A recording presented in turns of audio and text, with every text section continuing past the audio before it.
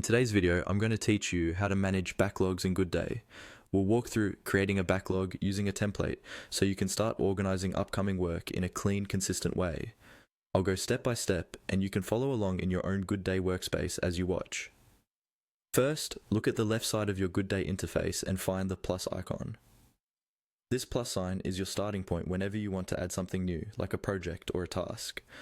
Go ahead and click on that plus sign on the left. If you don't see it right away, try hovering your mouse near the left sidebar until it appears. Once you click the plus sign, a small menu will open showing different types of items you can create. From this menu, choose Project. This tells Goodday that you're creating a new project container, which in this case will be based on a backlog template.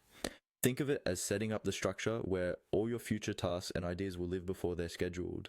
After selecting Project, you'll see options for how you want to create it. Instead of starting from scratch, we'll use one of the existing templates. Look for the option labeled Template Library and click on it. The Template Library is where Goodday stores pre-configured project setups, so you don't have to build everything manually each time.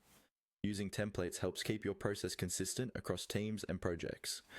Inside the template library, scroll or browse until you find the template named Backlog. This template is designed specifically for managing upcoming tasks and ideas that aren't yet part of your active sprint or schedule. Once you locate it, click on Backlog. This will load all the preset fields and structure that come with that template. Now you'll be asked to name your new backlog. Click into the name field and type in a clear, descriptive name. For example, you might use something like Product Backlog Q2 or Website Enhancements Backlog. Choosing a specific name makes it much easier for you and your team to recognize what this backlog is for later on, especially if you end up creating several of them. When you're happy with the name, the final step is to save it. Look for the Submit button and click on it. This confirms your choices and creates the new backlog project in your Goodday workspace. After submitting, your backlog is ready to use. You can now start adding tasks, organizing priorities, and moving items from the backlog into active work as your team is ready.